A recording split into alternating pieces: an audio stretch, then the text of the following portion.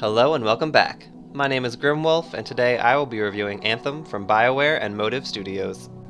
The best way to describe Anthem is as a cross between Mass Effect and Destiny. It is quite obvious that this game was designed to be a direct response to Destiny's early success in the hybrid MMO shooter genre, but like many EA games of late, it was rushed, unfinished, and overhyped. This is not to say, however, that this game is all bad. It has its positive traits, but they are surrounded by a lot of rough edges. To start, this game has some of the best graphics I have ever seen in an online game, or any game for that matter. It also has cutting-edge animation and voice acting, specifically for characters like Owen and Dax. Not only are both of these characters animated to the finest detail, but they are hilarious not just in their lines, but in their body language as well.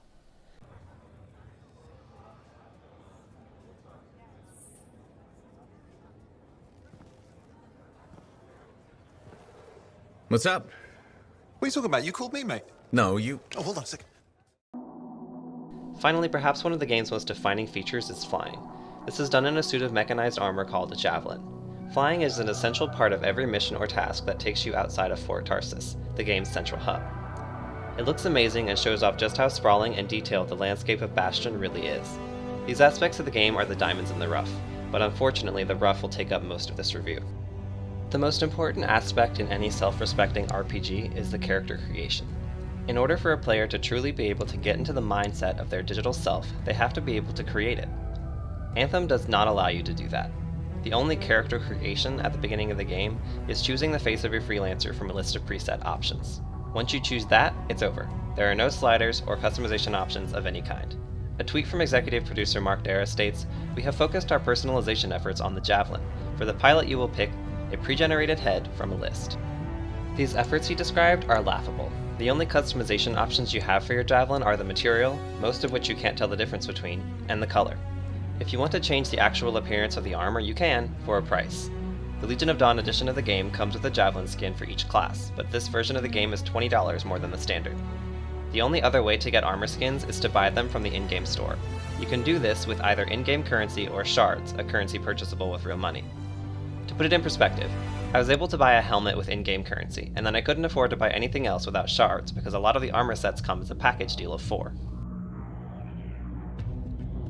To top it all off, the default helmet for each class will open during certain cutscenes so that the pre-generated face you chose will be visible, but any other helmet that you can get, including the Legion of Dawn helmet, remains closed permanently. Each class has a cinematic that appears briefly before loading into an expedition. Most of the time it gets cut off by the loading screen, even though it should simply be the loading screen. Even this cinematic is affected by the closed helmet issue. Each class also has a unique javelin appearance. The Colossus is a huge lumbering tank. The Ranger is less bulky but by no means slim. The Storm and the Interceptor are both form-fitting, which makes it quite obvious that the Storm was designed for male pilots and the Interceptor was designed for female pilots.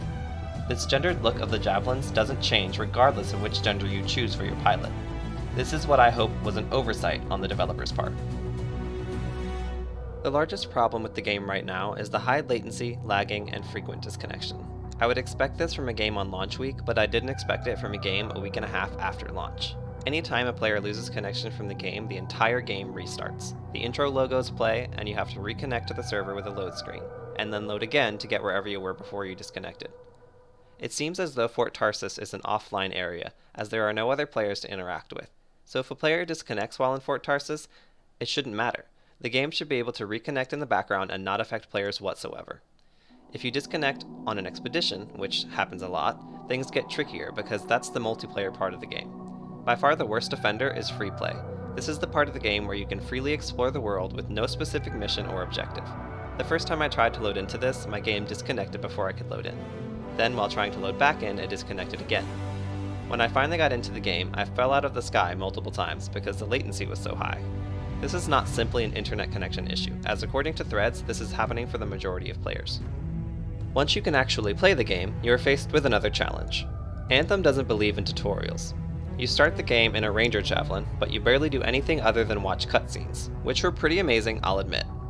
Once you start playing for real, you can choose one of the 4 Javelins. Good luck learning how to play them though, because there is absolutely no instruction. Side note, if you play as a Storm, the objective is to be in the air as much as humanly possible. You should only be on the ground if you are overheated. The game also doesn't explain what free play is or how to harvest material, even though the main story quest requires you to understand both.